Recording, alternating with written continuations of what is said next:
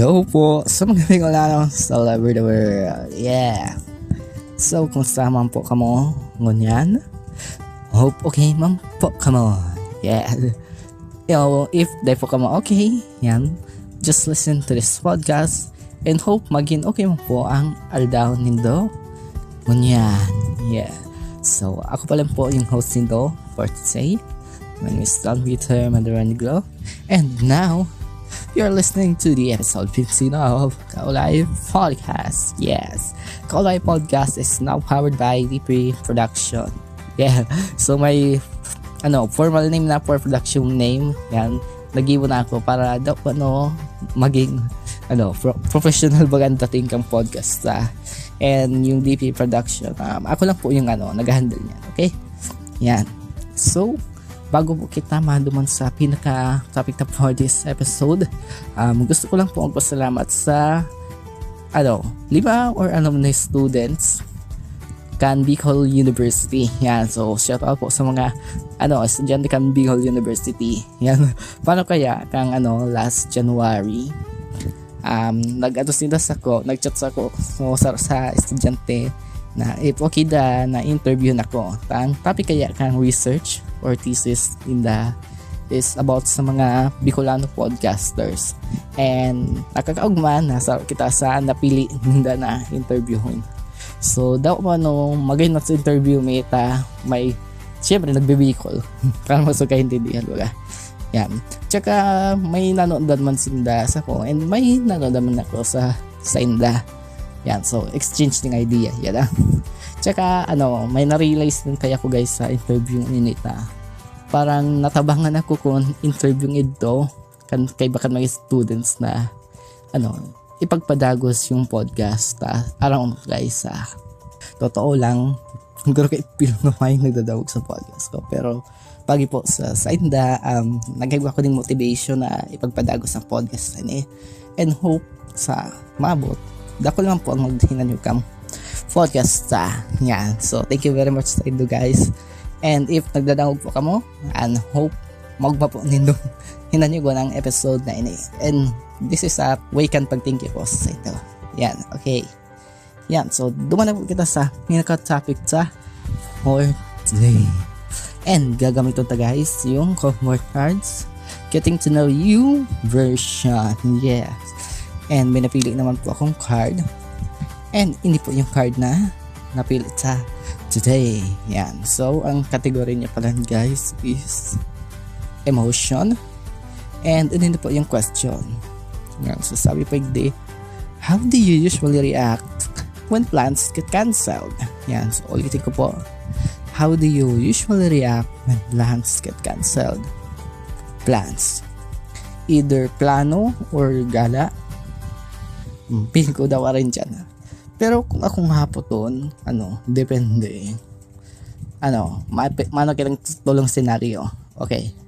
Yan, so senaryo 1. Halimbawa, may nag-agdas ako. Pero mayo man ako sa mood. Halimbawa nga dun, may party kami. Joke lang. I mean, may karakanan kami or may bandingan kami. Pero mayon ako sa mood. Tapos, naraman ko na na-cancel pala. Siguro mahugma ako. Siyempre, pag may isang mood, parang may kitang energy na maka-hangout sa iba. Even though, ang pag-hangout o pagkikibas, makaka-reach sa to. Kasi yan, may times na nag-apat kita sa punta niyan. Kaya nahugma ako. So, situation number 2, plano. Siguro kung may plano, halimbawa ngaya, may babakalon ako, nag-ipon ngaya ako. Kaso, may unexpected na nangyari. Di ko lugod na so, di ko nabakal, so babakalon ko. So, ang usually na nagiging reaction ko kayan is mamundo, syempre. Lalo na baga kung halimbawa, so gusto tang bakalon, kay puhantang maray, tapos naudlot palan. Yan. So, syempre, mamundo kita. Yan, okay. So, situation number 3, either, yung plano natin natutukoy ko po sa situation number 3 is gala.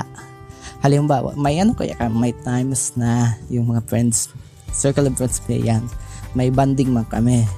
Tapos, minsan, nag-aragdahan nun sinda, And syempre, nasa circle of friends ko sinda go ako ng go. Yan. Kaso yan, ini yung usually nangyayari ta. May day nasa hanap pangyayari, day natutuloy yung gala.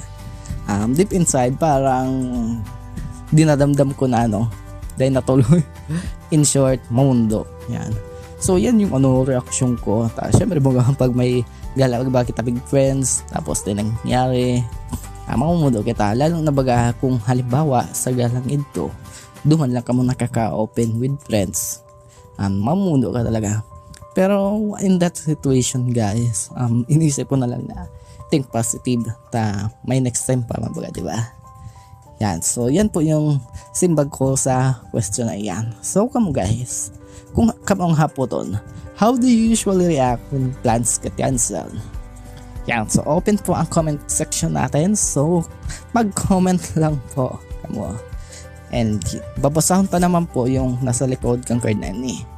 Yan, so sabi po di, your response to change plan reveal your hidden needs, whether relief or feeling or disappointment plan. Both feelings tells the truth about your energy and its pay. Yan, so tama ang baga, halimbawa baga, may nagagdas na to, tapos makikita sa mood, tapos na-cancel yung plano. Siyempre, okay pag makita ta. Siyempre, parang bako pa makayat. Kaya ito yung time na yung pangangay po ta. Parang sa time na ito, dahil ta pa man kay po anong banding. Pero sa situation number 2, sa situation number 3, ka na share ko. Yan yung time kaya naipip, may pangangay po kita.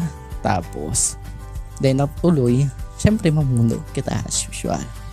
Yan. So, digdi na po nagtatapos ang episode ta. And hope nag-enjoy mo po. Yeah. So ano po yung masasabi nindo for today's episode? Pag-comment lang po. Yan.